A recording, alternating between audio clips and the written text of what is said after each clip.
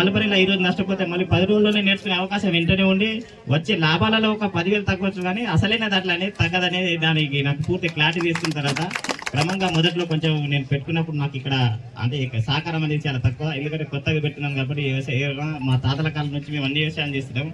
మా ఊరు వాళ్ళకి కొత్త ఇదేంటి మీరు చేసి నేర్పిందా. ప్రభుత్వం ప్రోత్సాహం ఇచ్చినప్పుడు ఏమవుతుందంటే దీనికి ఏదో గ్యారంటీ ఉన్నట్టుంది, దీని మీద ఎక్కువ లాభం వచ్చేటట్టుగా ఉంది, దీన్ని ఒకసారి ట్రై చేద్దామని చెప్పేసి వారికి ఆలోచన వస్తుంది. కాబట్టి ఇది కూడా ఒక విధంగా మంచి ఎంకరేజ్మెంట్. కాబట్టి దీన్ని కూడా మా రైతులకు పూర్తి స్థాయిలో ఎంత డిమాండ్ ఉన్నా 400 అని కాదు, సురేష్ గారు మేడం గారు ఇక్కడ ఉన్నారు, మీ డిపార్ట్మెంట్ అంతా ఉన్నారు ఇక్కడ, కాబట్టి మరి ఎక్కువగా వచ్చేటట్టుగా ఎంత డిమాండ్ ఉంటే అక్కడ చెప్పండి. నేను ఆ రోజు కూడా చెప్పినాను, ఇక్కడ మండల్ వైజ్ ఉన్నటువంటి ఏఈ అగ్రికల్చర్ ఆఫీసర్స్ ఎవరైతే ఉన్నారో ఏమో వాళ్ళు, మీరు మండల్ వైజ్ ఎవరు ఉన్నారో వాళ్ళందరూ కూడా ఈ రైతులకు కొద్దిగా ఎక్స్ప్లెయిన్ చేయాలి. ఈ సెరికల్చర్కి సంబంధించినది వాటి మీద కూడా నేను ఇంట్రెస్ట్ చూపిస్తాను.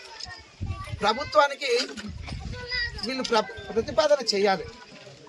అందులో ఇప్పుడు ఉన్నటువంటి అగ్రికల్చర్ మినిస్టర్ కూడా బాగా ఎక్స్పీరియన్స్, అందులో అగ్రికల్చర్ మీద బాగా ఇంట్రెస్ట్ ఉంటుంది. ఇలాంటి వాణిజ్య పంటలు ఏమన్నా పండించడానికి కూడా ఆయన ఎక్కువ ఇంట్రెస్ట్ చూపిస్తుంది.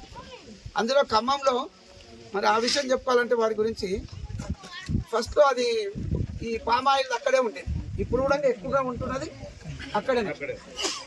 దాన్ని ఇక్కడ కూడా తీసుకురావాలని చెప్పేసి ఆ రోజు ఉన్న ప్రభుత్వంలో నిరంజన్ రెడ్డి గారు ట్రై చేసి ఇక్కడ హైవే మీద, బెంగళూరు హైవే మీద ఏమంటుంది పేపేర్ దగ్గర పెద్ద ఎత్తున పెట్టాను. నేను ఫస్ట్ టైం అక్కడ ఎమ్మెల్సీగా ఉంటే నేను అక్కడ వెళ్ళినాను.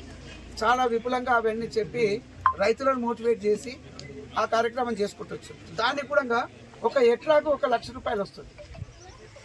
ఇది టోటల్గా డిఫరెంట్ ఉంది.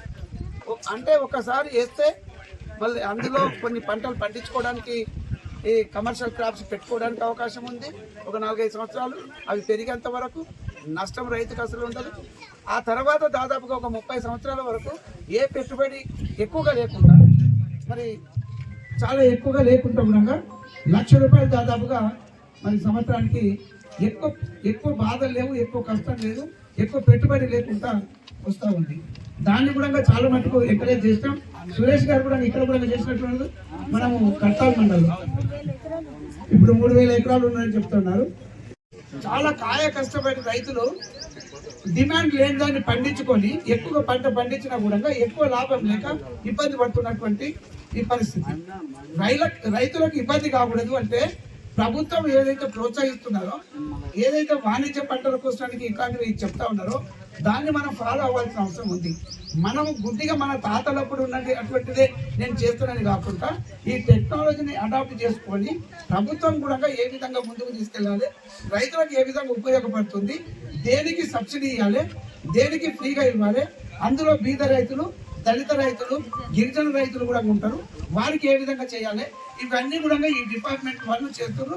అందులో నేను ఇవన్నీ చెప్పినవి కూడా ఈ భాష గారు ఐఏఎస్ ఆఫీసర్ ఇవన్నీ కూడా వ్యవసాయం మీద మంచి, నేను అనుకునేవాడిని లేడీ ఉంది కదా మహిళ కాబట్టి పెద్దగా వ్యవసాయం గురించి ఏంటి అని, కానీ చాలా డైనమిక్గా తీసుకొస్తామండి. కాబట్టి వారి సూచనలు కావచ్చు, వీరికి ఉన్నటువంటి ఉత్సాహం, ఆ ఇంట్రెస్ట్ తోటి కూడా ముందుకు బాగా తీసుకెళ్తా ఉన్నారు.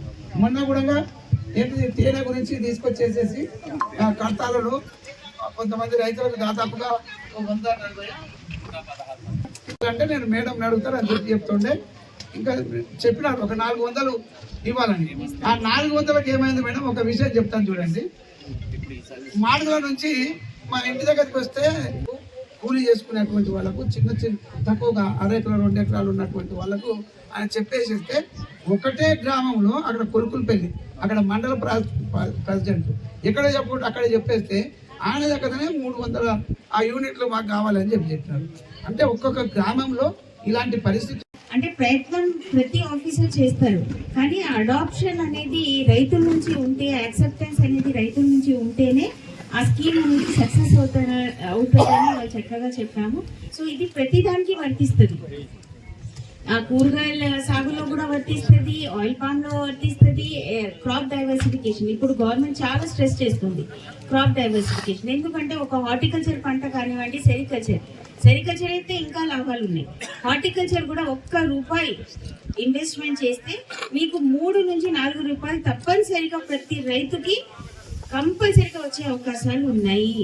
కాబట్టి అదే విధంగా సకూర్ చెప్పినట్టు ఈజియెస్ట్ ఈవెన్ కొత్తిమీర కూడా, మీరు మెంతులు కూడా రావు మనకి 21 రోజుల్లో చెప్పాలంటే, చిన్నవి వస్తాయి. బట్ చాలా ఈజీ క్రాప్. నేను ఎగ్జాంపుల్ ఇస్తున్నా, కొత్తిమీర కూడా రాదు. ఒక 10 రోజులు అది మొలుస్తుందా లేదా అని చూస్తూ ఉంటాం. తర్వాత ఒక 15-20 డేస్ కి చిన్నగా మనకి కనిపిస్తుంది. బట్ దానికి వాళ్ళు చెప్పినట్టు వర్షం ఎక్కువైనా, వానలు ఎక్కువైనా, తర్వాత మనకి టెంపరేచర్ తగ్గిపోయినా అవన్నీ ఎఫెక్ట్స్ మనకి తెలిసిందే. సో అలాంటి లేని పంట ఏదైనా ఉందంటే మనకి సెరికల్చర్, సిల్క్ రేవింగ్. తెలంగాణ రాష్ట్రంలో 2 రకాలైన సిల్క్ మనం పండిస్తున్నాం. ఒకటి మల్బరీ ఏదైతే మీరు చూస్తున్నారో, అదే విధంగా టసర్ సిల్క్. ఇది అంటే వైల్డ్ లో పండేది. అది టసర్ శారీస్ అంటాం మనం, చాలా కాస్ట్లీ అవి కూడా. సో అవన్నీ కూడా మనకి ఎస్ట్రల్ ఆదిలాబాద్ జిల్లాలో ఈ జంగల్లో పండుతుంది. అది అంటే లాస్ట్ కి కపూన్ అయినాక మన ఆదివాసీ రైతులు దాన్ని పాపం కాపాడుకుంటారు పురుగుల్ని. తర్వాత ఎంత వాన ఉన్నా ఏమున్నా పాపం అక్కడే కూర్చొని వాటిని కాపాడుకుంటారు.